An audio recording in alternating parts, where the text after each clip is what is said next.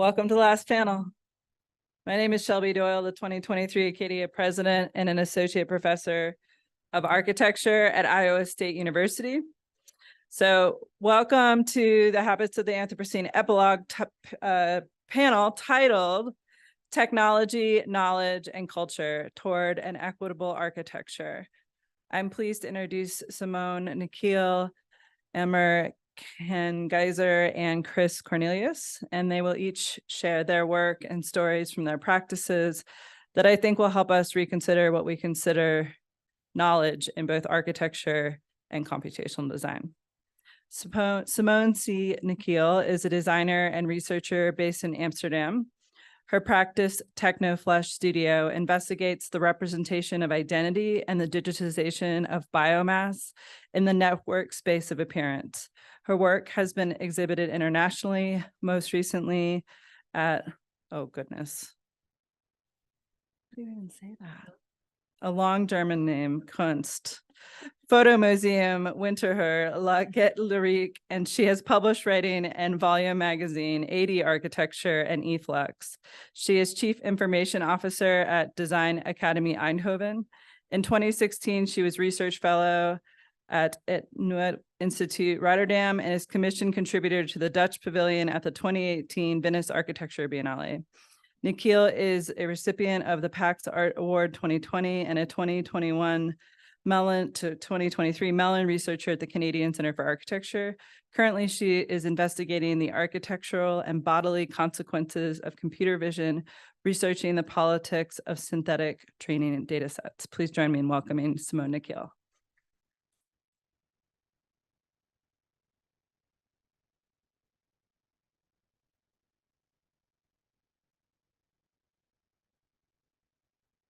Well, hello. Thanks for having me. Hopefully not everyone is too exhausted, but we'll get through it.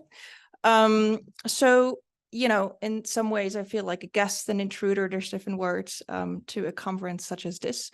I'm trained as a graphic designer and a photographer, but somehow, you know, find myself between disciplines, and one of them is architecture.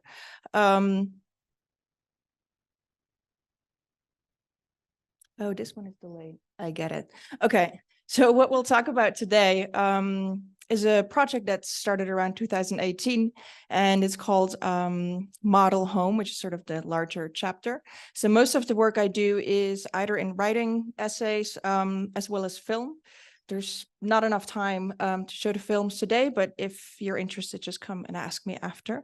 And what I want to talk about is a lot of the background research information that goes into making these 3D animated movies. They deal with computational seeing, so computer vision.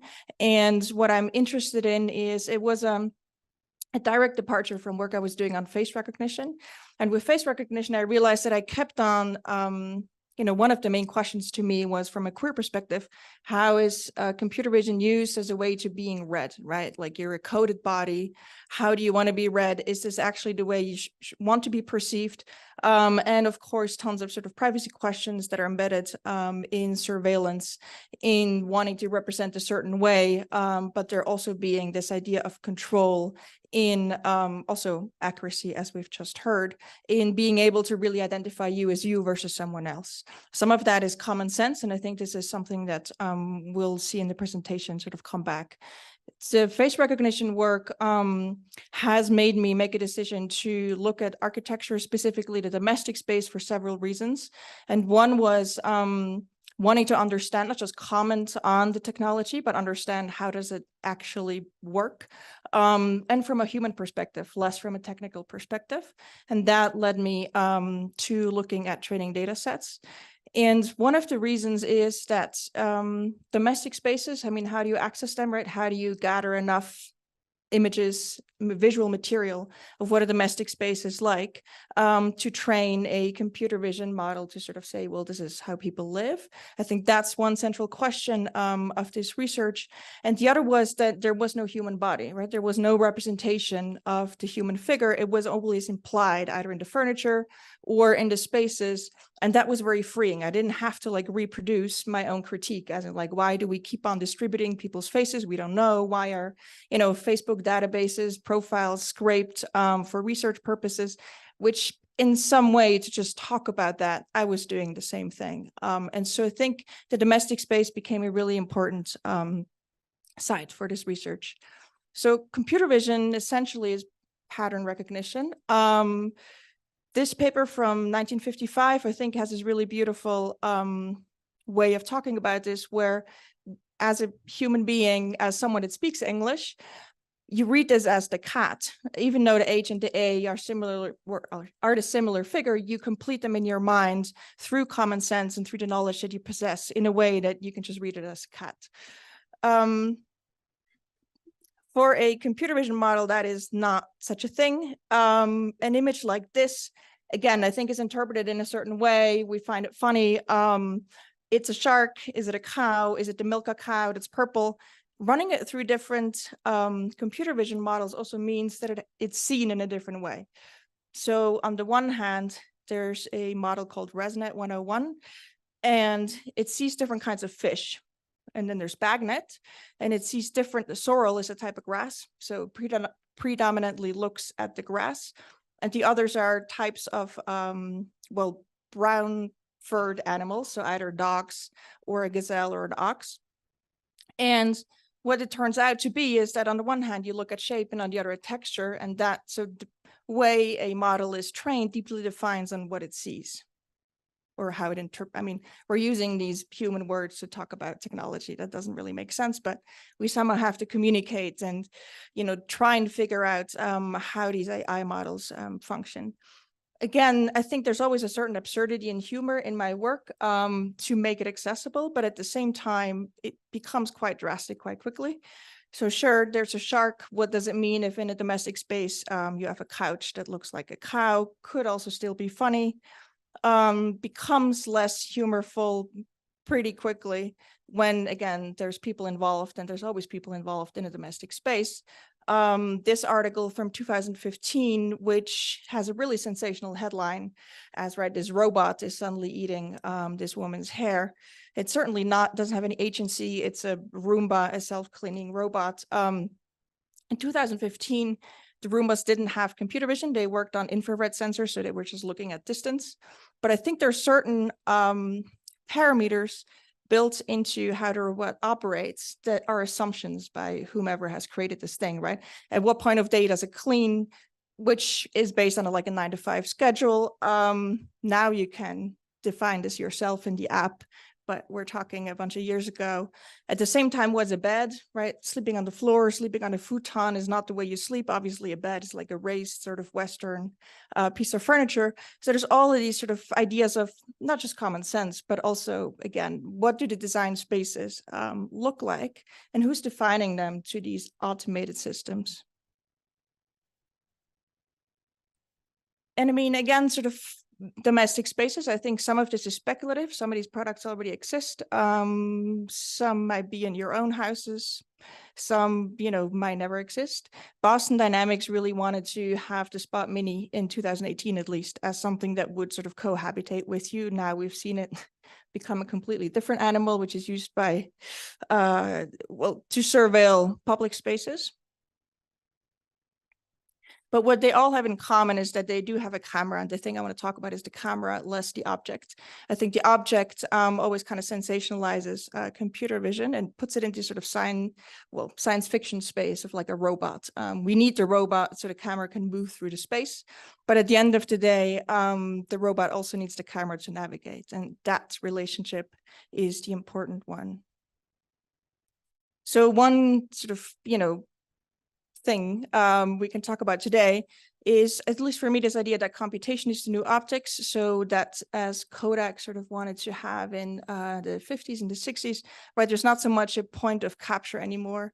There's, I think for the iPhone, there's 1 trillion processes that happen once you actually take a photo before the image appears. So computational photography is in smartphones, but it's a different idea of capture. So optics and this idea of a camera seeing has dramatically changed technology and the ways of seeing. So machine learning is a clean mathematical apparatus that gives the status quo the aura of logical inevitability. The numbers don't lie. And this is a quote from an article that was looking at the way face recognition and computer vision technologies were used in the hiring process, so that you would pre-screen candidates before you would have human-to-human interviews to figure out if they would be a right fit. And this is, for me at least, this quote is directly what I would sort of attack with the research I'm doing. Like, is this actually a logical inevitability? Perhaps, but to what ends? And in what is actually the question you want to direct computer vision to? And so this directly leads me to synthetic data. Synthetic data is the types of data that's used to train computer vision in at least a domestic sense. I think one reason being that there simply aren't enough 2D, so there aren't enough photos of domestic spaces. And who I'm talking about here are, computer engineers that have probably most often not spoken to any designer or a philosopher that similarly have addressed these questions, right? So all of this research happens in sort of a vacuum of solving a computer scientist's question, which is creating an algorithm or creating a computer vision model that can recognize certain objects. But what those objects aren't necessarily questioned. And I think, as we've seen over these 3 days, they definitely are. They're just happening in a different discipline than the ones here. And there's a lack of connection oftentimes between these different research endeavors. So synthetic data is gathered to generate, and what I mean is, like, there's 3D floor plans and there's furniture, accessories, etc. And they're automatically generating architectural spaces, having cameras on sort of pre-calculated trajectories, sort of like paths through these 3D spaces. And the videos that they generate, that then becomes the training data. So ultimately, it's still about a 2D image, but it's frames extracted from rendered videos. And here we're looking specifically at one of these data sets, which is produced by the Dyson Robotics Lab at Imperial College in London. Dyson from the Dyson vacuum cleaners. And this one is called CNET RGBD. And what I was interested in is, okay, but then what is this architectural space, right? How do you define it? And you, again, being computer engineers, and they were really specific in having categories of rooms, one being, bedrooms, office scenes, kitchens, living rooms, and bathrooms. Again, I think there's a huge assumption that everyone lives like that. There's definitely very different living arrangements. Like, I don't have an office scene. And at the same time, there's also very strict lists of the categories of objects that will be placed in these different kinds of room types. I've just highlighted a few here that stand out. Some we can agree on, something like a chair and a lamp seems pretty straightforward and mundane. But then media player, iPod, like, why is the iPod not a media player? On the other hand, there's gun and sword and toy. Like, are we talking about weapons? Are we talking about a toy? Again, I think there's all kinds of questions that basically they're being treated logically as a category. And the deeper meaning behind them is completely lost. There's no context to any of these categories. And so, for example, taking, this is a still out of one of the movies, taking this object of the gun, right, rendering it as a depth image, which we've seen in some of the other presentations. Depth images would just, it's a representation of the distance from a virtual camera to, well, whatever is in the background receding. So the black here is the darkest, the furthest away from the virtual camera, and the light is the closest. So you're not really seeing a gun, you're just seeing distances, and the distance reveals the object. But then rendering it in a different way of seeing, you can reveal the different kind of textures. So in this case, it is a plastic gun, but of course, this could be completely different. And so again, looking at what information is contained within an image, what sort of context is missing or can be added, and also what are the implications of such. One more look at the CNET RGBD datasets. I was particularly intrigued by the image that is circled in yellow. What we're looking at is different kinds of office scenes. The top right image also has this thing called a projection space. said it would have media places or like TVs. And these spaces automatically get textured. And I was particularly struck by this one. Looking in the folders, because the data set is a set of folders that you can open in your Finder. There's two images in projection spaces, so two textures that you can use to apply to these media surfaces. And both of them are from Fox News, which, normally speaking in Europe, I have to introduce what Fox News is. Here I don't. But, there's a sort of question of, is that an assumption? Is that an intention? Probably it's just, happenstance. Like I being, again, just someone doing this job, I have to find textures, images that represent media, TV. Well, maybe I have my Facebook open, I put it in there. I don't think there's so many deep reflections, probably, in how these data sets are assembled. But one of my main questions is there isn't so much annotation on how this happens, right? Why actually are there two Fox News images in there? There's no documentation of the process. Similarly here, we're speaking to one of the scientists from CNET RGBT, which is one of the things I try to do, getting sort of contact, which normally they're kind of confused, like, why do you want to talk to me? And I think for me, that's really important because obviously there's always people involved in making things, and speaking to them about their work reveals a lot about their intentions, about the way they've made things, maybe what they sort of want the thing to end up with, the contexts and the applications. And so this specific case was interesting because they were like very frustrated how there were mailboxes in all of these rooms. They were like mailboxes that are supposed to be outside of the house. They shouldn't be inside. And it just happened that in the way the mailbox was categorized, where it was a box. So like a box is like a mundane object, could be in any room. But it ended up just being that there's also mailboxes in these boxes. I mean, it wasn't like a technical mistake, right? It was just the way that these files were sorted into folders. So again, a still from the video with tons of mailboxes inside.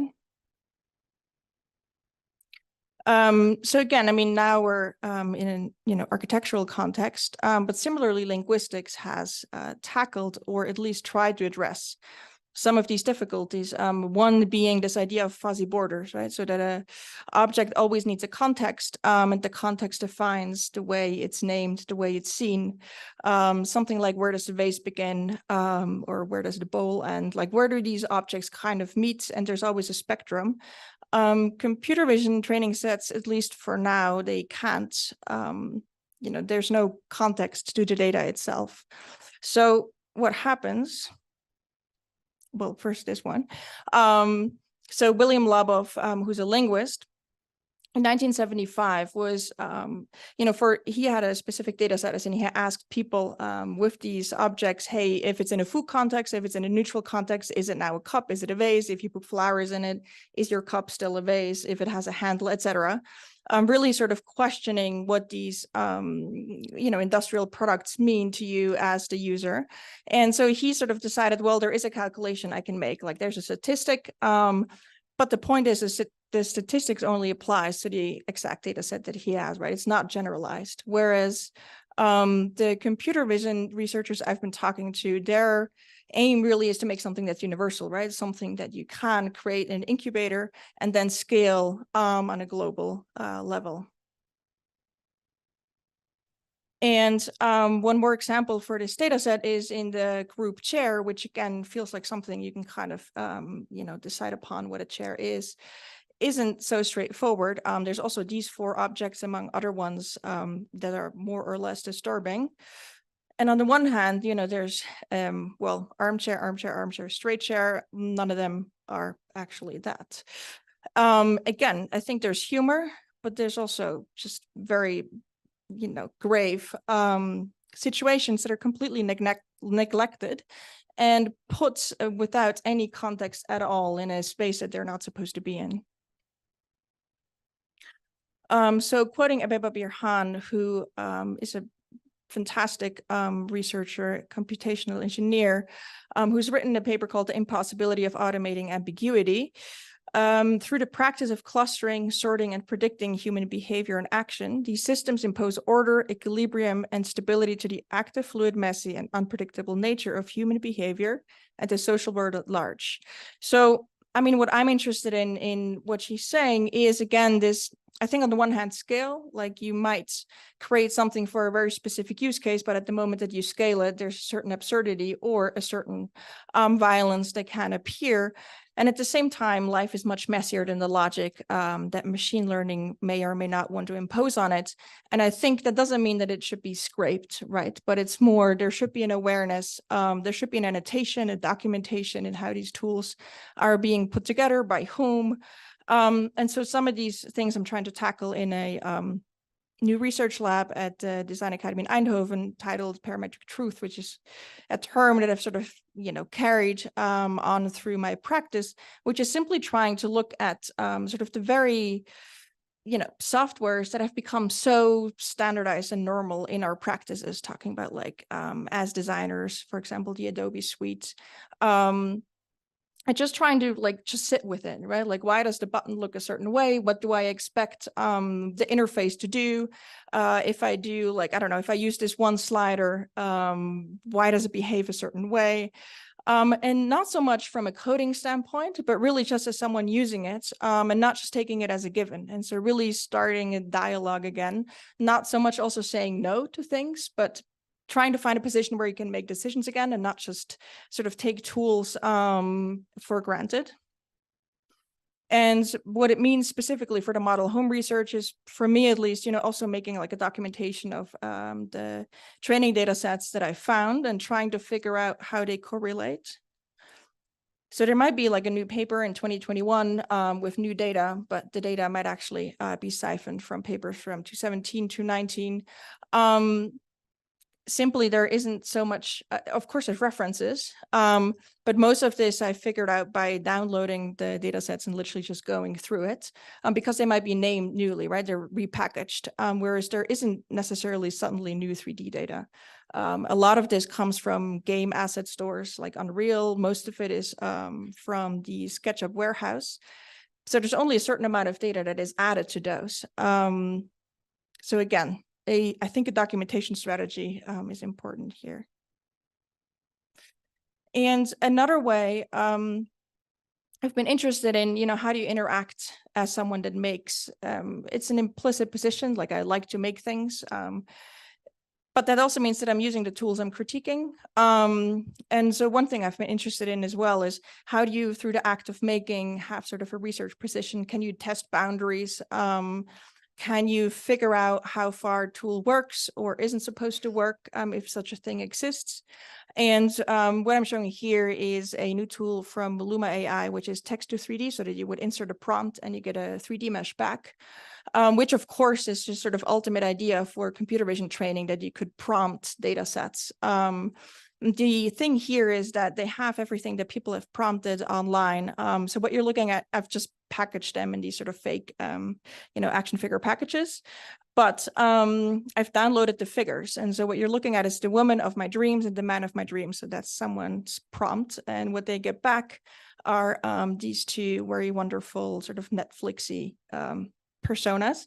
And at the same time, also the very simple character design of a normal man is a very specific typology of what a man is supposed to look like, right? So why is man that and not all of the other possibilities of the spectrum?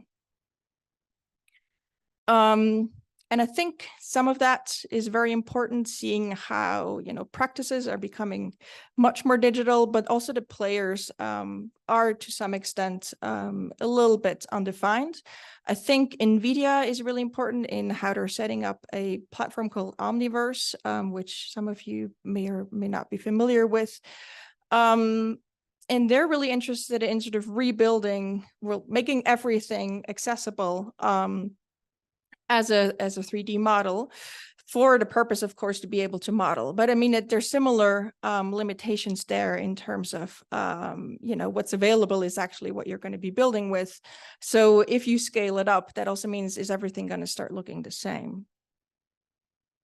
So, scale is unlike variety. I think to sort of repeat some of the the questions and thoughts, but I think there's, sort of an impossibility at creating very general AI applications.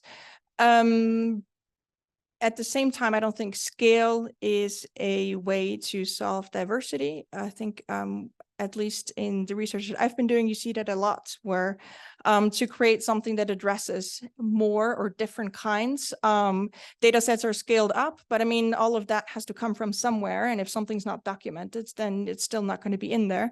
And with that, of course, also comes the question of, do you even want to be included? And you could be a person, but of course, could also be your environment, could be the things you do.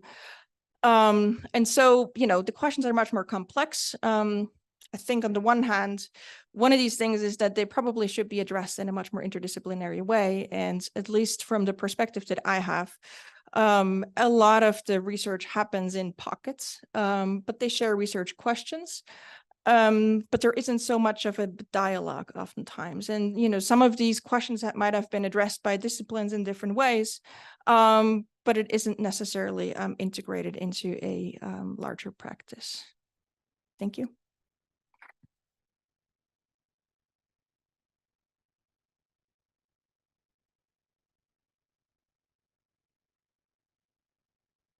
Thank you, Simone. That was amazing.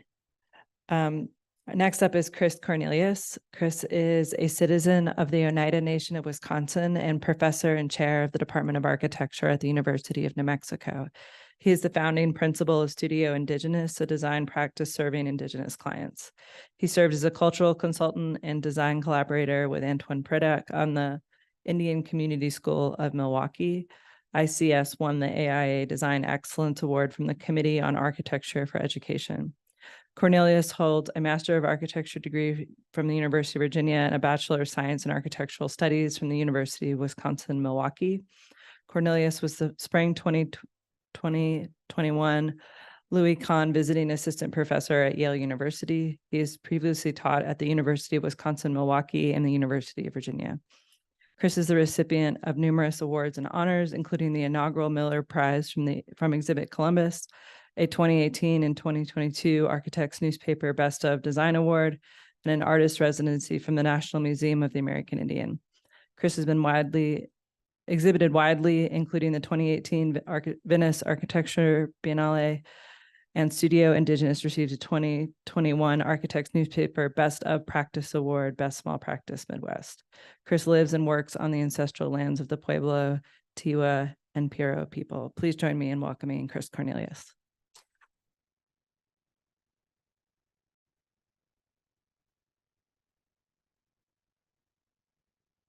What kuf nuela du, Chris Nyongets, Aquahoni Wagita Loda, Okale, Oneta Aga Novagadon Choda. So I said in Oneida that I extend my greetings, love, and thankfulness to all of you. I am Chris Cornelius of the Wolf Clan, and people of the Standing Stone is the earth that I come from. Very happy to be here, and thank you for the invitation to share my work. I've entitled my talk Relatives. It is a concept in Indigenous culture that all living things are related, and we speak of all of these things as our relatives, including stones. Stones are our grandfathers. They're just living in a much longer timeline than we are as humans. And I think about both humans and non-humans in how we interact with one another and being good relatives with each other. So I started my practice in 2003 when I was asked to be a culture consultant and collaborating designer with Antoine Predak on the Indian Community School of Milwaukee. It is a K-8 private school. Students only have to prove Native ancestry to attend the school. There's about 350 students that attend the school. The school purchased nearly 200 acres just southwest of Milwaukee in Franklin, Wisconsin, and students come from metropolitan Milwaukee area to this place. But it's a place of community as well as a school. It was started by three mothers in the late 60s who were unhappy with how their students or children were being taught history, the history of this country. So one of the things that we did on the project, and really sort of my primary role, was to layer culture into the architecture and translate culture of the 11 tribes of Wisconsin that are attending the school. And so one of the things we did was to strip all of the institutional names from things in the school. For instance, they've never called the place that they eat the cafeteria. It's called Feast. This is the student entrance. It's called Migration. And school opened in 2007, and they still call those things the same names today. And so largely my role was embedding the culture into the architecture. These tree columns were harvested from the Menominee Nation in Wisconsin. Many of them are over 300 years old, and they hold stories that are pre-European contact, and they're inside the school to begin to tell those stories. One of the images that I created early on in the project was this vertical graphic of everything from the site all the way up to the moon, really understanding that when we're creating architecture in a place, we're intervening in a system of reciprocities, and how does the work interact in those reciprocities, and then what lessons can we learn from our non-human inhabitants? What lessons can we learn from animals that burrow into the earth? There's a depth of frost in that area of Wisconsin that's 4 feet. Where are the animals, birds, butterflies, bees, everything that is migrating across the air? Where are the seasonal winds? Where does airline traffic happen? Where does space travel happen? Where are satellites? All the way up to the moon, understanding that, again, that those are a series of reciprocities, and that intervening into that system, we have a responsibility as the designers to understand that, and to begin to think about that relationship. This is an image that I did that we translated many cultural values into these graphics. And so one of the indigenous concepts I wanted to share with you that is really important in my work and the way that I see myself as a designer is this idea of relationality. In indigenous culture, we talk about things as if we are related to them. That's why we call the earth our mother, the moon is our grandmother, the sky is our father, stones are our grandfathers. We almost mean that literally, in a very familial way, and how those things are related. So again, our non-human relatives are also our relatives, and we think of them in that manner. And so in many indigenous cultures, not all, we've talked about plants as our oldest relatives, meaning that some are food, some are medicine. They have seen good growing seasons, bad growing seasons, and droughts. I do believe that we should be talking about buildings as our youngest relatives. Thinking about them as if we were related to them, it changes the responsibilities that we have as the designers and when we're putting them into the world. If we think about it, they're very much like children, right? They produce waste, they consume a lot of resources, they breathe, they sweat. We need to think about those things in the ways that we're putting things into the world. And so for me, this is how I began to think about architecture as if it was, as if we're related to it. Early on in my career, too, shortly after the Indian Community School, I started to make these models and drawings, and I was trying to escape this idea of design, especially for indigenous people, as everything is a metaphor for something else, but really thinking about things. For instance, what if we weren't clear about who or what made this thing or designed it? Was it a human? Was it a non-human? Was it some other sort of phenomena? Was it things that understood nature and weather in ways that we couldn't as humans? I made them in these found boxes. I thought of the boxes as being similar to the architectural site, right? It has a history. It is confined. We can't make it bigger. We can't make it smaller. It has all these other contingencies. And instead of making humans as the scale figures, I started to put animals in them. And in this, I'm not really answering the question of whether this deer is admiring this thing, has just happened upon this thing, has designed this thing. All of those things are in the realm of possibility.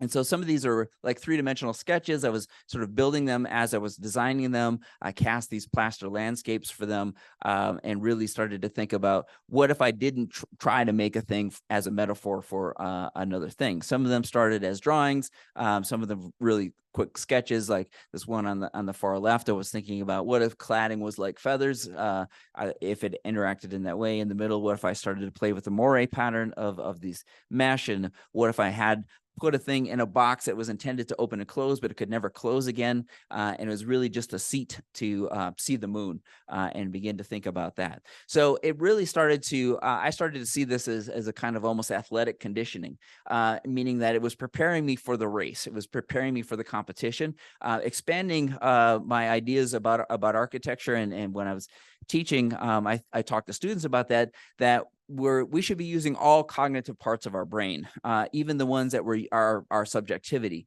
And it's one of the things I think we don't normally teach our students to do very well, but it is something that I think about. I then did a series of drawings that I call the moon dome styles. They're all based on my tribe's moon calendar. There are 13 moons.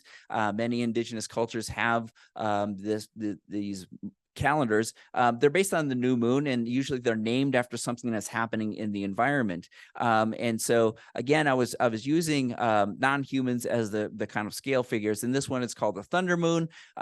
It would need an apparatus on the top of it. What if the first clap of thunder actually happened while I was sleeping, and I needed to be awoken by that? And the apparatus itself is like a deer's ear, because a deer is largely prey. It has to hear its predators, and so that's why I put it into this drawing. When I'm drawing these things, I started to do this in 2003 when I was the artist in residence. When I was drawing things, I was trying to draw my tribe's creation story.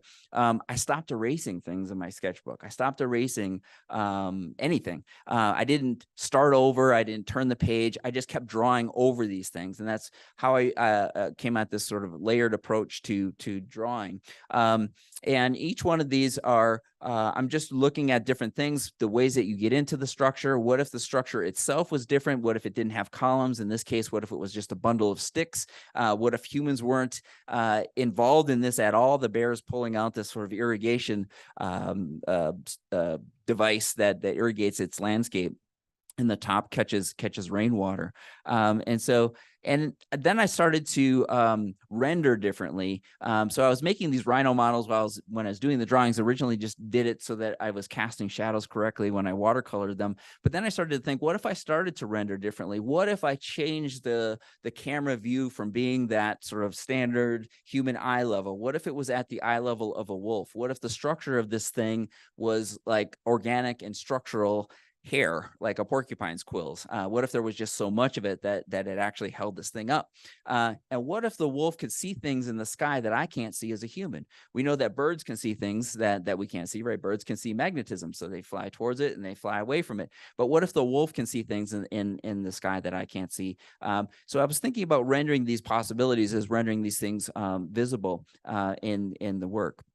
In 2018, I did this installation. It was part of a residency at the Bookworm Gardens. It's a children's literature garden in Sheboygan, Wisconsin, just north of Milwaukee. And so I wanted to explore this idea of the trickster in Indigenous storytelling. And the trickster is usually an animal. Sometimes it's some other sort of phenomena, but the animal does things to teach us about our own humanity, teach us things about greed, vanity, gluttony, those kinds of things. It might eat too much. It might hunt things it's not supposed to hunt. It might think that it's things that it's not. For my people, that it's a fox. And so the structure itself, it doesn't really follow any sort of form. It doesn't have a program because it's in this children's literature garden. I wanted children to see it and then start to tell their own stories about it. And I happened on a young woman while I was making the thing. She didn't know I was the person that was making it. And I asked her what she thought about it. She said, well, it looks like it's from a movie that I don't know about yet, or it's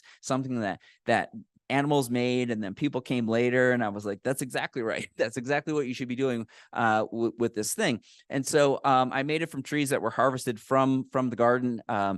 Use the same exact copper mesh on the piece that I was using on the smaller models earlier. And it's really a sort of impromptu structure. And I'm really just thinking about simple structural principles here, similar to how Indigenous people in the Great Plains had made teepees, where you loosely tie together 3 trees and then you walk those trees up and then you start to tie them together.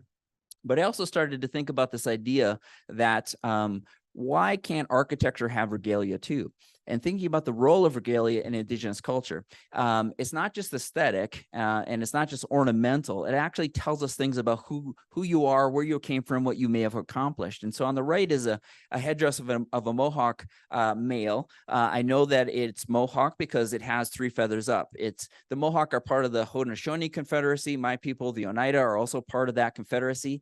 If it had 2 feathers up and 1 feather down, then I would know it's Oneida. It has antlers, so I know that it's a chief.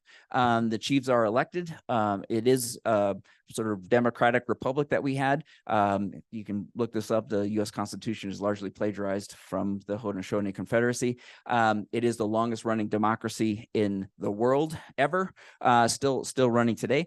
But I started to think about what if architecture could have similar regalia. So when I was making these models, I would put these things on it. And so when I made the Trickster, the full scale one, I did a similar thing. So the one that I made is loosely based on this model. And I also started to think about the role of drawings, models, buildings, and or structures in architecture, and how we're taught about that as being a kind of linear process, right? We think of the thing, and then we represent the thing through drawings, and those drawings are intended to hand off to someone else. We might make a model that is also a scalar sort of representation of the thing, and then the building is supposed to be the same thing. But what if there was a real dialogue between those things? And I didn't do a set of drawings for the Trickster, and I didn't make a model of it before I made it. I just made it. And so I was really thinking about the dialogue between all of those things, the drawings, models, and structures when I made that Trickster.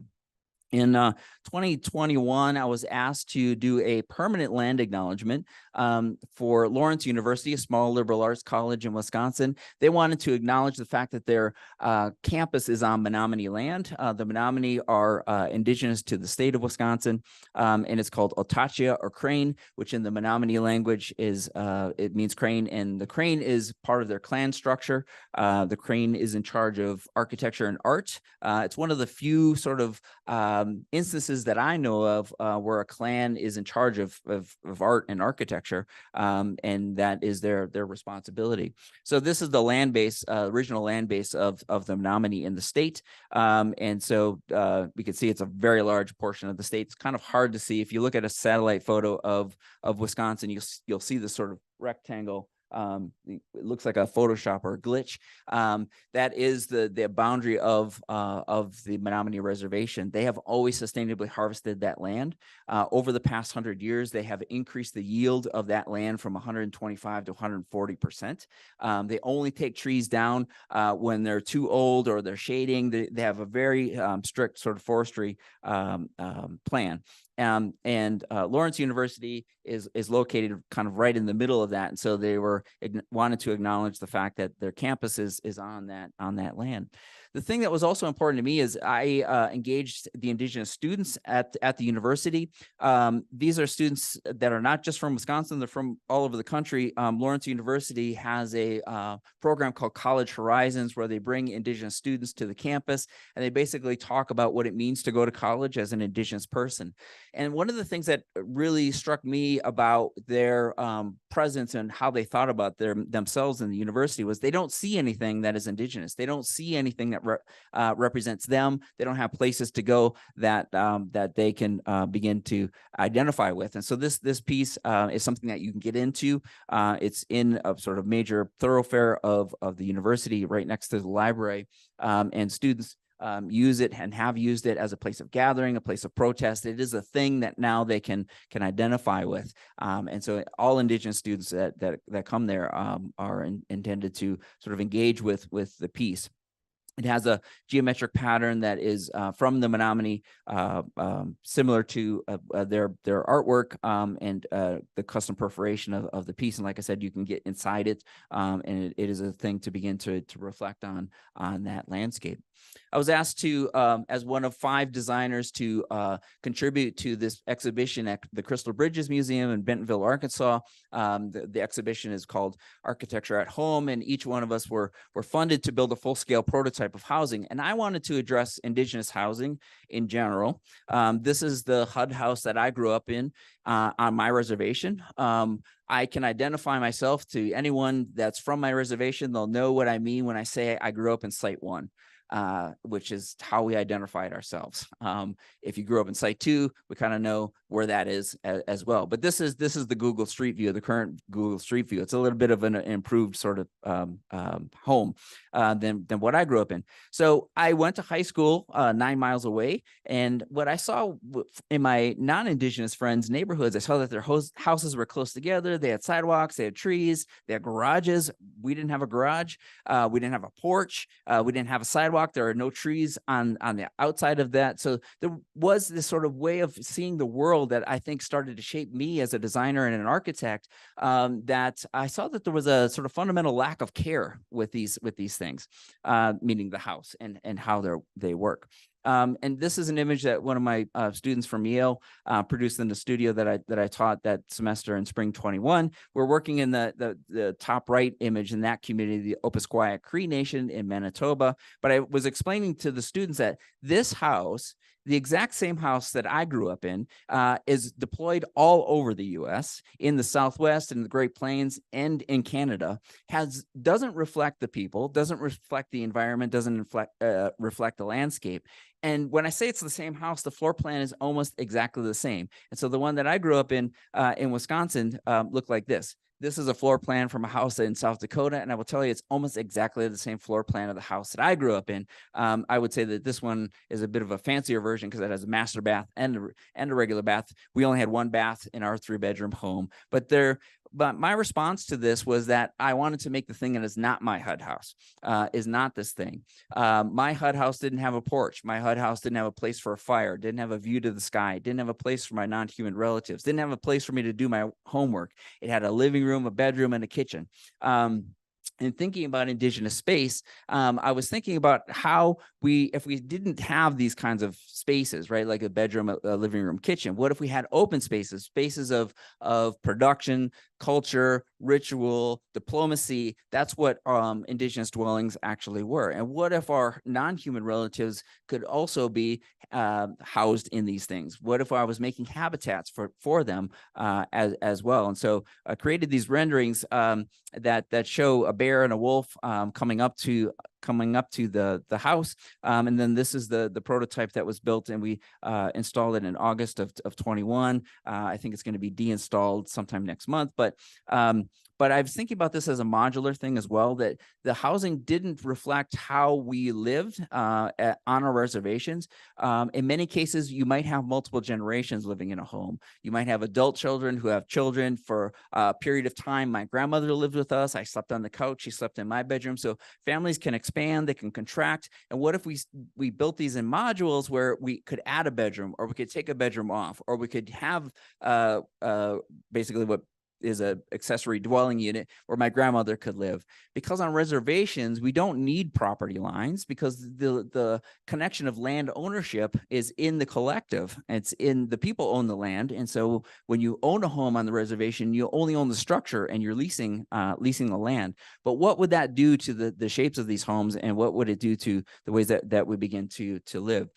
So this one, instead of, I didn't have the budget to build a sort of big masonry hearth, so I built this big steel frame to stand in the place of that hearth. But the idea that is a place of fire, and that fire is a place of council. It might be a place of cooking. It might be a place of ceremony, and all of that happens within the home. And so this house has the regalia of my culture on it. My HUD house did not have those things, and beginning to think about how that actually works. These are jingles that are on Indigenous women's dresses. So it's kind of a pan-Indian culture at this point, but it is intended to begin to signal you're dancing and walking. So they're usually sewn onto a dress, closely packed together, and they make a noise when women are dancing.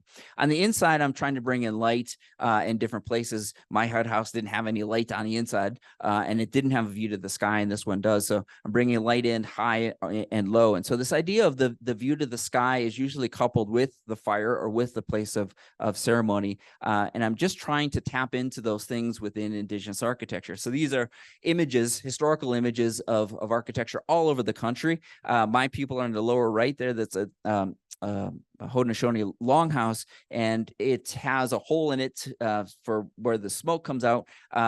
This is a term that I wish I had invented, but it's indigenuity. This idea that indigenous people were really highly sophisticated builders, but they had spaces that you could have a fire in and let smoke out of. So my house has that as well. And thinking about my non-human relatives, we did this rendering early before the project was built, put this deer on the porch, and then there's a snow owl in the hearth looking for its prey. But one morning when I came to the site during the installation, I saw these deer tracks that were walking right up to, and they disappear. So that means that the deer either went into the house, but definitely went on the porch, but it wasn't afraid of the thing. And someone else sent me an Instagram video of deer walking up to the thing. And that way, for me, it confirms that I'm trying to be a good relative to this thing, right? The sort of little ledges on the openings were there for birds to think about nesting in. And the last piece I want to show you is a Guidaze, which means stranger in Oneida. This will be opening at the Chicago Architecture Biennial on Wednesday, is currently being installed as we speak. But I wanted to approach the idea of land acknowledgement slightly differently because I've been asked to do these things in other communities. And in Chicago, I didn't want to say something very specific about the indigenous land there. I wanted to say something about the fact that I'm indigenous and I'm a stranger in that land too. I'm a visitor. I don't have some sort of like secret knowledge about indigeneity. So that's one aspect of it. And so that's why it's called the stranger. The other part of it is this idea within indigenous knowledge, epistemology, ontology, that we have things in our culture, visions, dreams, stories that are regarded as truth. That is part of our knowledge system. They're not fantasy, they're not fables, they're truth. And so one of these truths is demonstrated in this image from the show Reservation Dogs, if you've seen it on Hulu. In the first season, they introduced the story of the Deer Woman. I happened to, a few weeks before this actually aired, I happened to have a discussion with Edgar Heapabirds, who is an indigenous artist. I said, do you have things in your community, stories within your community that you don't normally share with other people, you might share with other indigenous people? And he said, yes, there's the Deer Woman. The Deer Woman appears as a very attractive woman, and she attracts bad men. And once she attracts these bad men, they're never seen again, right? So it's implied that this is the consequences of being a bad man. In the show, we see the attractive woman, but when she gets in the car, that's when we see the feet of the deer. And so in indigenous knowledge, I believe that to be absolutely true. I have a story about this in my community. I won't share it, but I believed it to be true. I never saw it. I just believed that it was there. And so this piece is intended to do some of that, that the feet of a deer can be on a woman, and that is true, right? That this piece is not only a structure, but it is an animal. What if it was more like an animal? So I cut it into these three pieces, the haunch, the tail, and the carapace. It will have cladding of deer hides on one portion of it. We'll have more jingles than the Not My HUD House had. And then the carapace part will have a sort of different paint finish on the inside that's intended to be like the turtle shell. Also on the inside, this chimney, which I can't literally have a view to the sky. It's going to be one of the sort of big gallery spaces and exhibition spaces in the Chicago Cultural Center, but it will have a screen that has recordings of the sky in New Mexico. It's one of the things where I live that is just so striking and amazing. The sky there is amazing. And so it's one of the things, or my way of bringing the view to the sky. And so it's broken in, like I said, into these three pieces, a part that has fur, a part that has these jingles, and part of this is the shell. And so just like a thing can be a deer and a woman, it can be an animal and a building. It's scaled so that it's not quite to full scale. It's bigger than a model. It's smaller than a building. People can get into it, but maybe not so much comfortably. And you can see here the chimney, which has the screen that we can see the sky. So for me, I'm trying to think about architecture and seeing it as one of my relatives, and beginning to think about how we really sort of mean that. And can architecture have this sort of state of being that it ties into Indigenous knowledge and architecture for Indigenous people? Yawako, thank you.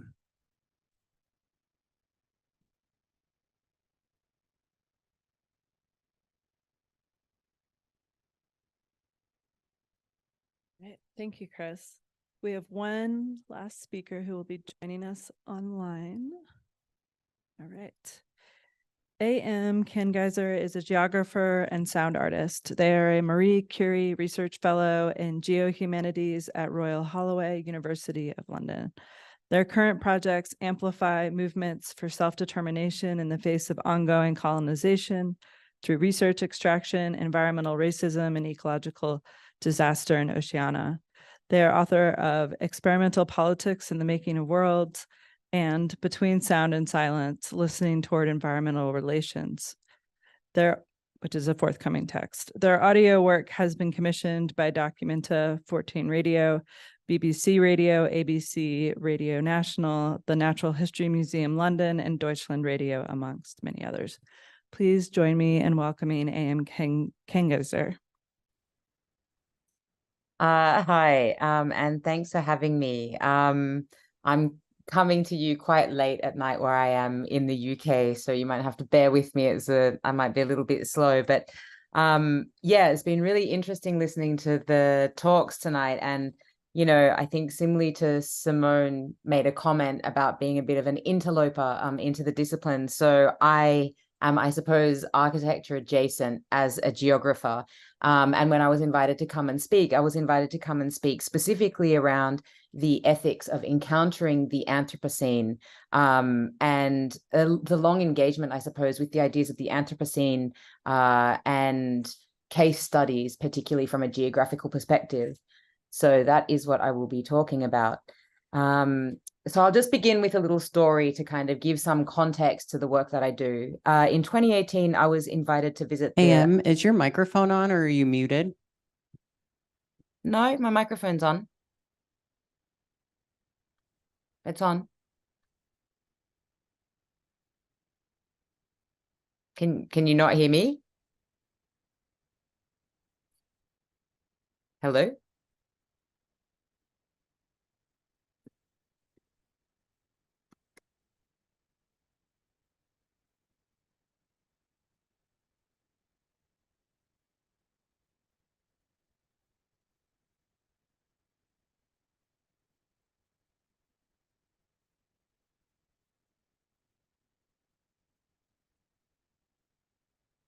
My microphone is working from my side.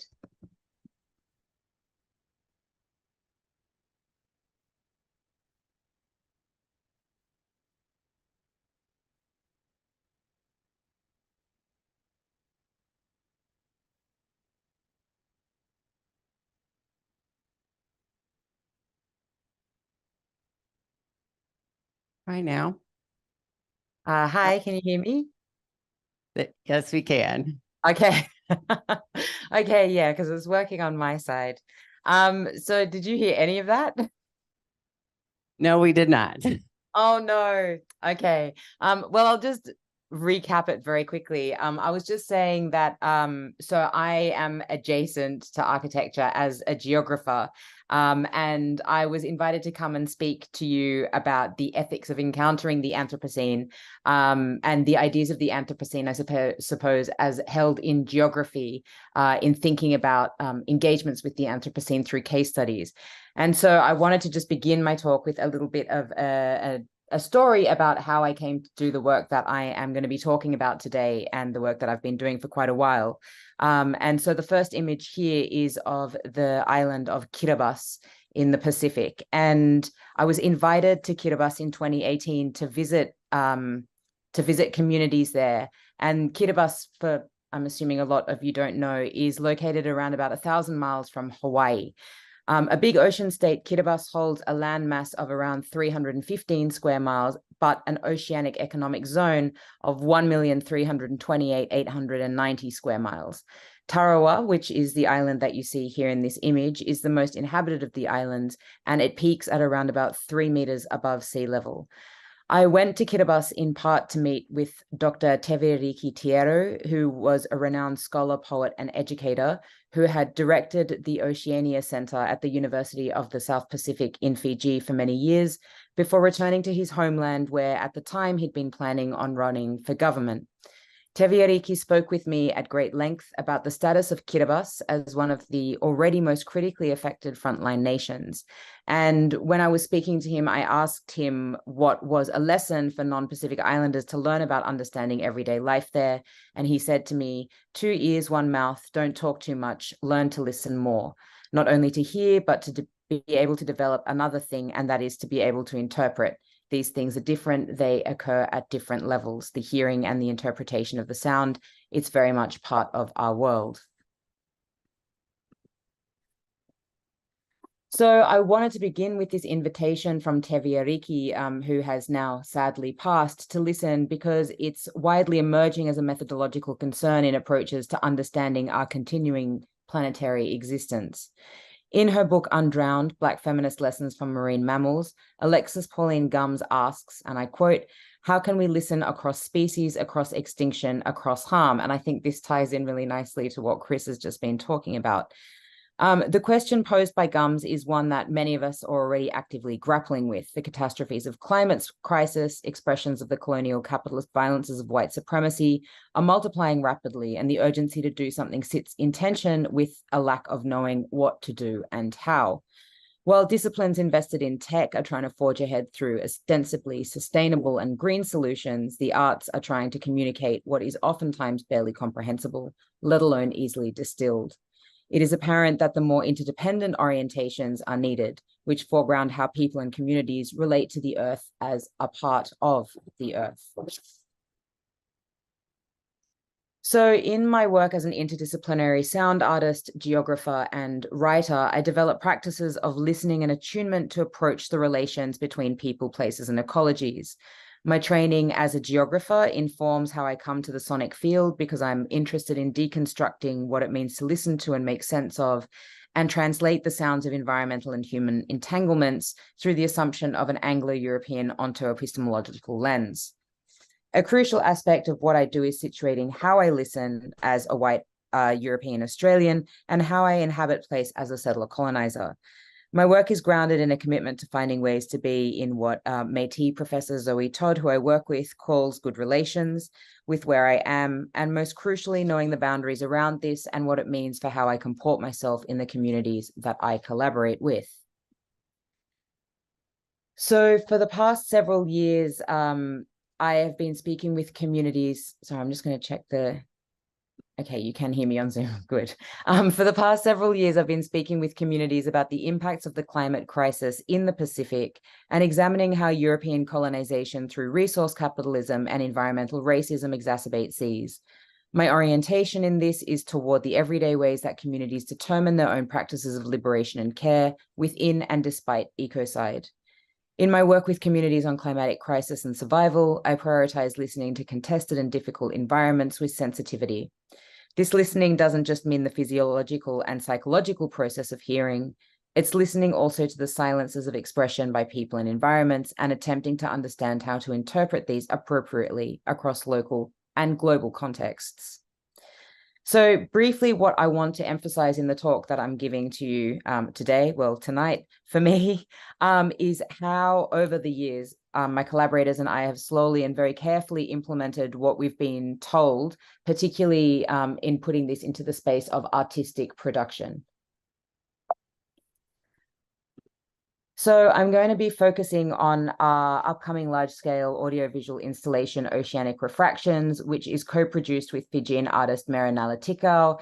And this piece is launching in January 2024, next year, in Berlin, across 2 long-standing European art and media festivals, Transmediale and CTM.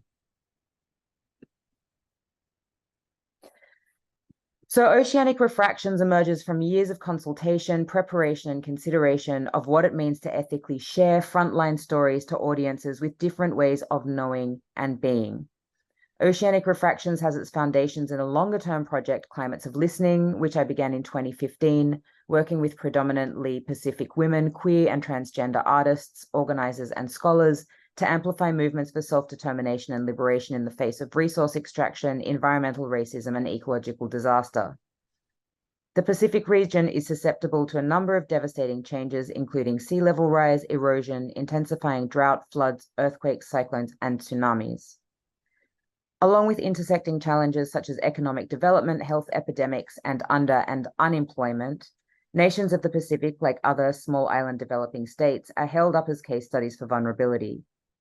Through this lens of vulnerability, the Sea of Islands, that Pacific poet and educator Epeli Hauofa spoke about, becomes reduced to the limited perspective of what he calls islands in a far sea, which emphasizes remoteness and marginality over self-determination and autonomy.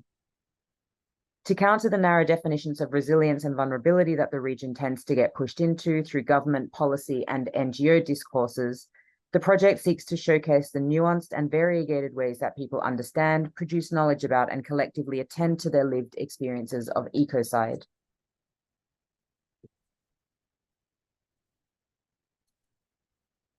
So prior to Oceanic Refractions, were a number of audio and audiovisual commissions, including this year's Listening Across Fault Lines, which was a long-form 3-part radio series for Deutschland Radio, and Crenulation's Pacific Drift, an installation created in partnership with audio and technology company Bang & Olufsen for the Strua Tracks Biennial in Denmark. Both of these works curated over 30 quotes from extensive ethnographic interviews with community elders and advisors, bishop people, scholars, cultural ministers, and chiefs. They focused on the testimonies of Professor Unaisi Nambombaba, Dr. Teviri Kitiero, Philip Tarkom, Lydia Jacob, and Simeone Sevundrere from Kiribati, Papua New Guinea, and Fiji on the themes of sound, silence, and environmental relations. The thematic of listening and silence was substantially influenced by a book written by Professor Nambombaba, in which she outlines a typology of silence in Indigenous Fijian or Itauke knowledge systems, which allows for what she calls a pedagogy of deep engagement. Ideas and practices of listening as an Anglo-European construct were not adequate to encompass the vast meanings of listening as held by Pacific cultures. And I want to play a short piece here from Simeone Sevundrere, where he talks about this explicitly. I remember seeing in some print, the indigenous way of listening is similar to how a psychologist listens. The listening is not only for the vocabulary and the intent, the subtext, the tone, the intensity, all these are taken into account and analyzed. So we not only listen, we hear. What do we hear? We hear the said and the unsaid. So this is how relationships are very important in indigenous Itoki society. When the living people are in harmony, the land and the sea will reflect that, because they are an extension of us. We are an extension of them. I remember. So rather than reconstruct conventional frontline narratives, it was important for us to reorientate away from what Eve Tuck calls damage-centered research that submerges the context of colonization and racism to locate deficits within minoritized communities, rather than in the processes those communities are forced to endure. By emphasizing Pacific cultural approaches that prioritize intergenerational knowledge of land and environments through listening, we acted on the interviewee's guidance to turn toward relations and care. So throughout our process, we consulted with our advisory board of Pacific elders and community members who underscored that sensory engagement is endemic to Pacific storytelling, that it is heard, felt, and seen. In a paper for Wire's Climate Change, Harriet Hawkins, a professor of geography, and myself identified the need for sensorially attuned audiovisual work to address audiences on embodied and experiential registers. Rather than seeking to invoke empathy, Oceanic Refractions moves towards immersion and resonance, an attempt to pay respect to the expression of the ocean as, and I quote, a corporeal and psychic relational vehicle, as Barnabas E. Kiribati and African-American anthropologist Katarina Teawa describes it. So this project does this through a number of artistic technologies and techniques. In its largest site-specific iteration, Oceanic Refractions will be installed to fit the 17-meter high and 202-meter squared silent green Kuppelhalle in Berlin, which is the image that you can see right now. You can see it from the outside, and this is the building from the inside as well. So this is a render of the installation, and the scale is obviously 17 meters high from floor to ceiling. So we have worked with fabrication and projection specialists Sarah Murphy and Frank Prendergast at Spaceforms and Olan Clark at Algorithm to create 5D immersivity. The installation features 2 ground-level curved screens, and the vertical space is hung with 2 flying screens that you can see there, and a flying string curtain onto which underwater videography produced by Fijian filmmakers Dave Lavaki and Meli Takota will be mapped. The projections feature a spacious array of underwater scenes predominantly taken from a diving depth of 2 to 3 meters below surface level, with a focus on light diffractions to emulate floating underwater looking upward toward the sky. We are also working with olfactory artists to create the oceanic sense choreographed with the audiovisual storyline. The audience are situated on custom-built moving seating that mimics the ebb and flow of currents and drift. This movement is intensified through the use of transducers that reverberate with the sound composition. And I want to stay for a moment with the sound composition because this is my area of expertise, and I am also co-composing the sound. The surround sound multi-channel audio, which is, as I said, composed by myself and musician Joseph Kamaru, comprises experts from the testimonies of Una Isina Bombombaba, Tevi Rikitiero, Philip Tarkom, Lydia Jacob, and Simeone Sevendredre, considering the cultural significance of water, marine subsistence, sea level rise, and practices of listening to the ocean. The field recordings featured in this composition come predominantly from the places where the elders we are hearing from reside, and there is an ethical and spiritual importance in keeping the integrity of these sounds and voices in this in-placed relation. And this is explained by Tevi Riki, which we can hear here. If you look at the environment, it's part of the land and everything that surrounds her. In fact, in Kiribati, if you look at the language very closely, the word for people and the word for land is the same.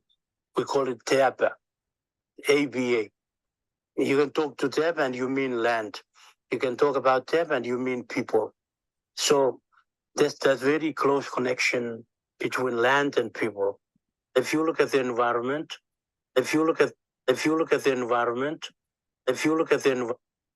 Sorry about that, got a bit stuck there.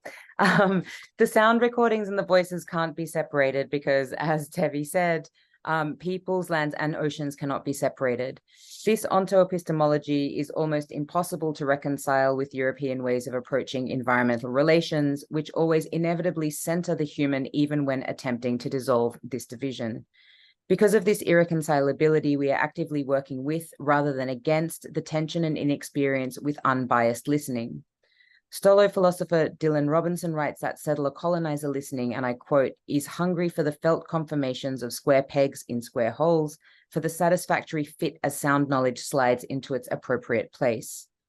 Such settler colonizer listening positions constitute, as Robinson puts it, and I quote again, particular assemblages of unmarked structures of certainty that guide normative perception and may enact epistemic violence. By dislocating the hierarchy of voice over environment and playing with non-didactic storytelling, Oceanic Refractions invites audiences into a comportment that may be more suited to approaching Pacific ways of interdependence. So by attending to these different sensorial registers, Oceanic Refraction seeks to create portals for intentional listening. Across the team's extensive experience in community advocacy, environmental and arts research, and regional Pacific governance, we are acutely aware of the challenges in asking audiences to not only listen, but also change behavior. A number of existing Pacific-centered climate projects, such as Our Home, Our People and Sea of Islands, even Tuvalu's own Metaverse project, are deploying VR and other technologies to preserve memory and compel empathy.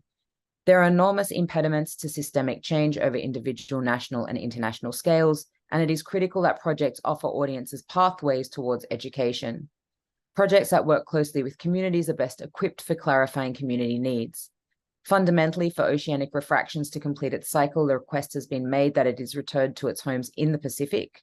There is a stated desire that the work is accessible to use as a teaching resource for school curricula, and there have also been requests to store interviews, recordings, and transcriptions in local and national archives that are accessible to community members. As part of the listening work of the project, we have drawn together a collective philosophy influenced by Pacific research protocols, which explicitly lays out the importance of relationships to the longevity of the work. This extends from how the material is gathered and disseminated, to who is cited and how, to how money is distributed and circulated, to cultures of communication and respect for differing needs.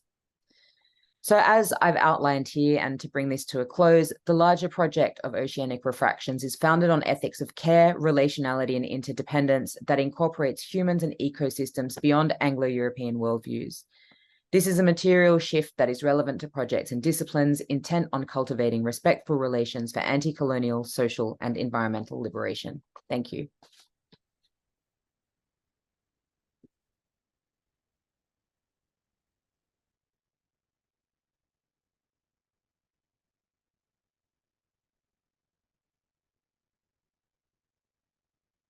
All right, does anyone have a question to start us off? Oh.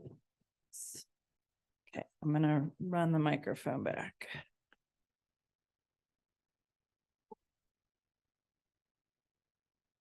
Hi, I have 3 questions for Simone. They're kind of built on top of each other. I'll try to be as brief as I can. So the first is about language. So you talked about how object recognition algorithms has these kind of different categories, such as like the difference between iPod and media player.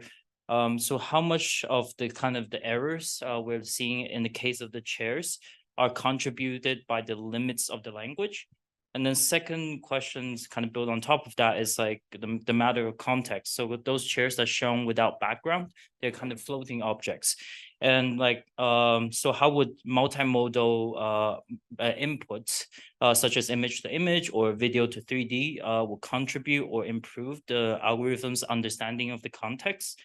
And the third one is something that you haven't talked about as much, is the matter of user agency. I was thinking about like the diagram between the cup and the bowl, and something similar, such as like a glass used for drinking water. When it's tall enough, at some point it can be used as a vase. So what kind of situation would enable users to make different decisions about what the object is used for?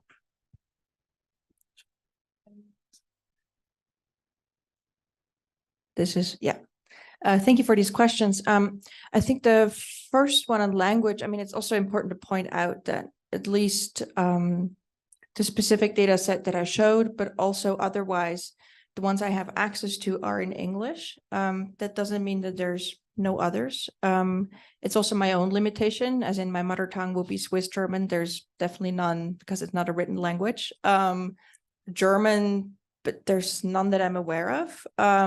So I think, first of all, it's sort of my level of accessibility in terms of just being able to like type stuff and like find things.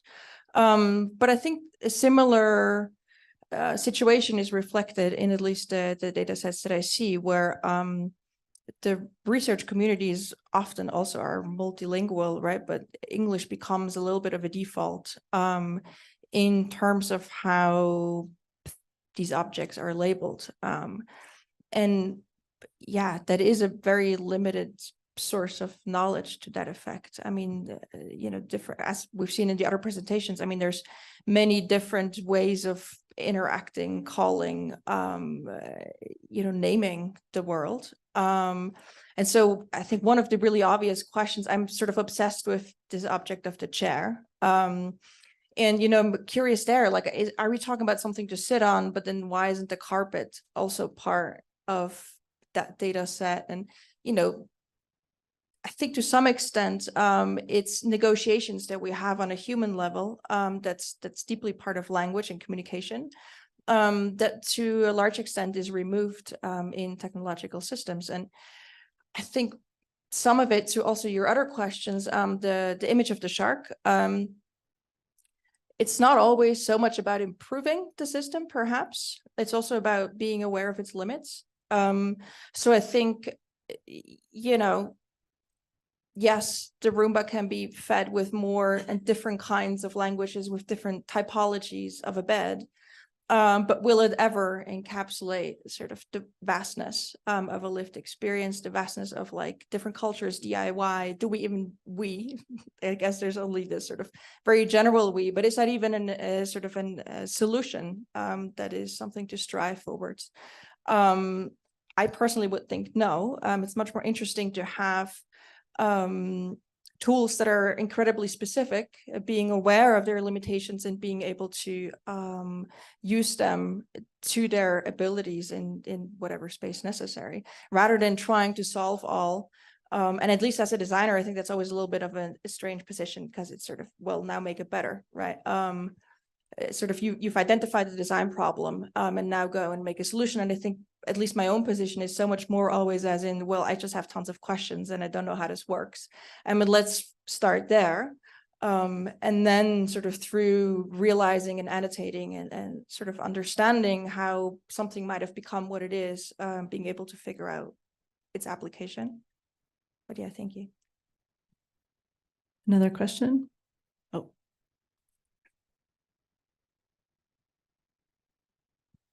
My questions are always coming as the mic goes closer. Such beautiful presentations. I can't thank each of you all enough. Absolutely powerful.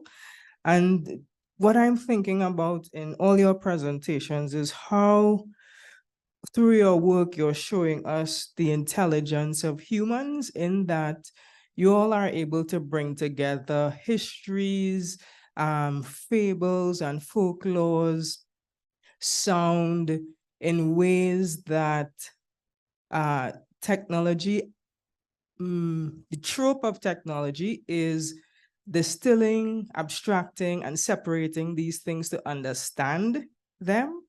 But in all your works, you're showing how we as humans understand these things deeply in ways that technology cannot, or how we think about discretizing things in technology.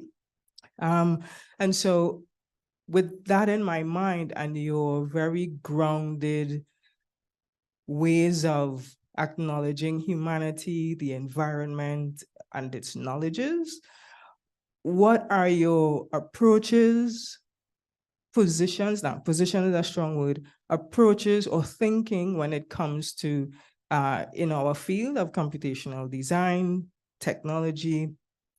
What are your approaches to how you think through, think with, and use technology in your projects?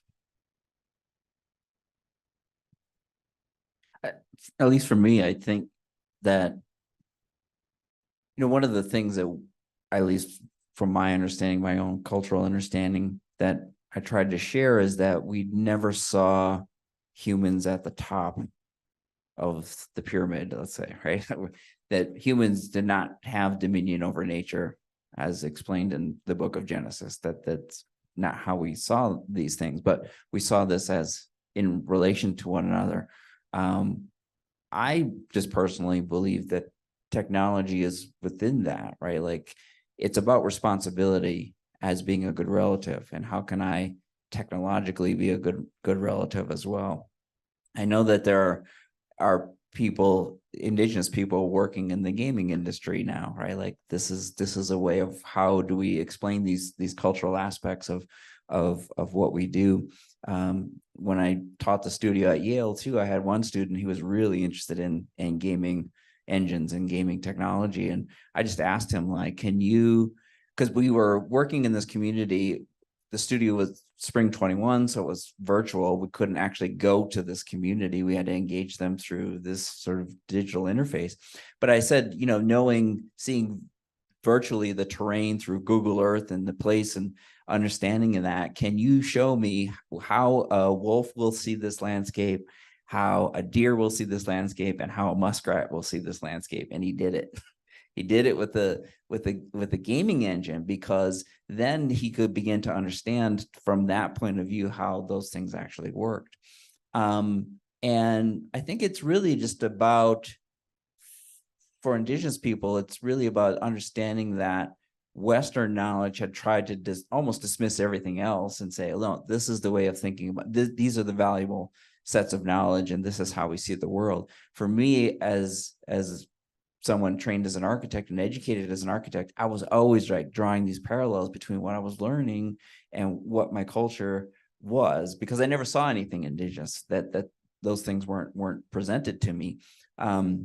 I certainly am trying to change that. I did at the University of New Mexico, we do that, and they have always done that, and that's kind of why I went there.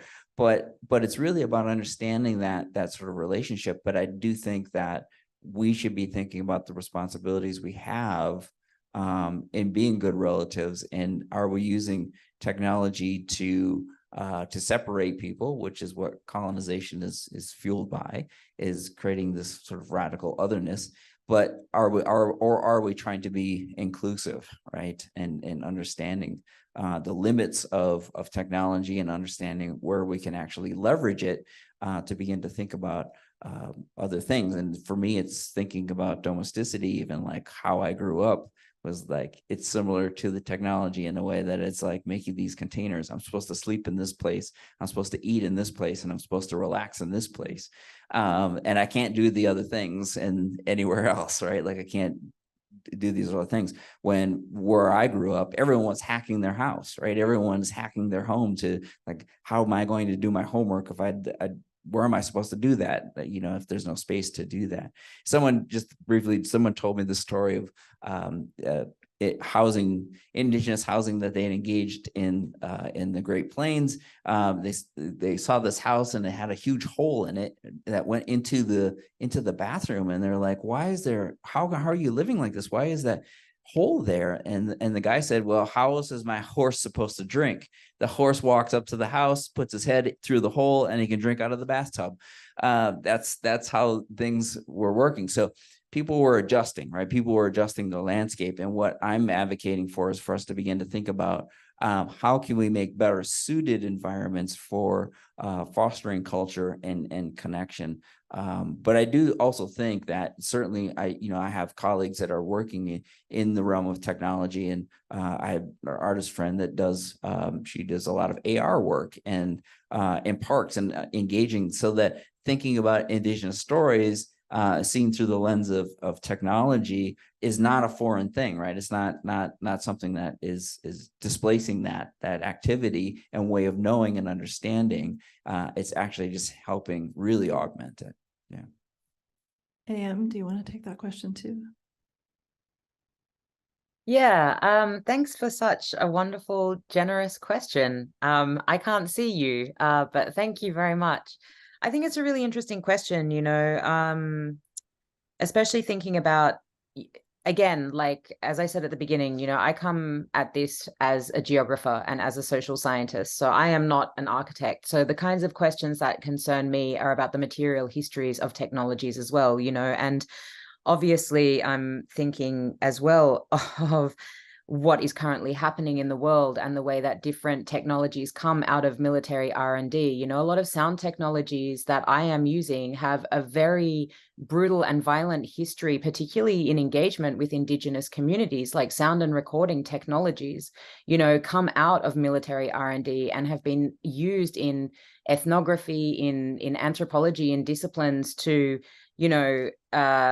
create particular kinds of knowledge and to, I suppose, render particular kinds of knowledge knowable and authentic in particular kinds of ways. So when I'm using technologies in my work, I'm always thinking about what are the histories of the technologies that I'm using and what do they carry with them? You know, what do they communicate with them? You know, obviously, if you're working with sound technologies and recording technologies, there are very big differences between using technologies with people with, you know, with permission and with consent, and also things like eavesdropping and surveillance and things like that. So those are concerns that always sit with me when I think about the technologies that I'm using within this work. Another thing that I really do need to comment on as well, you know, particularly in working across the Pacific, that what is the access to technology of the people that I'm working with? In a lot of the places that I work, there is very limited internet access. You know, internet is hard to come by and it's extraordinarily expensive. So even when thinking about, you know, making things like websites or you know, putting audio online and things like that, who is actually going to be able to access it? How is it going to speak to the audiences that I am speaking to and I'm working with? How is it actually going to be engaged with by the communities that I'm working with? And I think one of the things I've been thinking a lot about recently, and it's probably, you know, something that not many people are aware of, is like I mentioned in my talk, the situation of the island nation of Tuvalu making a version of itself in the metaverse. And if you think about what that actually means, Tuvalu is one of the lowest lying island nations in the Pacific, and along with Kiribati is probably the most at risk and under threat island in the Pacific due to rising sea levels. So Tuvalu has decided that because the land is very likely very soon to no longer exist, that they will make an iteration of themselves in the metaverse to be able to, you know, keep tradition and culture alive in that kind of aspect. And I think, you know, something like that, that's far too big for me to be able to speak on, you know, like that, the tragedy, the absolute tragedy and the absolute violence of a situation like that coming to pass imminently, you know, is something where we do have to think about, you know, like, yes, there is absolutely fundamentally a role for technology there and a fantastic role as well. But at the same time, you know, practices like deep seabed mining, which are necessary, and different forms of terrestrial mining, which are necessary in order to create and get the material resources and parts to create the technologies that we often take for granted, you know, also contributing to the environmental and ecological destruction that are then, you know, causing places like Tuvalu to make iterations of themselves in the metaverse to be able to continue into the future. So I think for me personally, the questions of technologies and the kinds of technologies that we use are really complicated ones. Yeah. All right. I hate to cut off this conversation, but unfortunately we have to. I think that we've been left with some really beautiful and urgent thoughts about the future of technology. So if we could give everybody a big round of applause.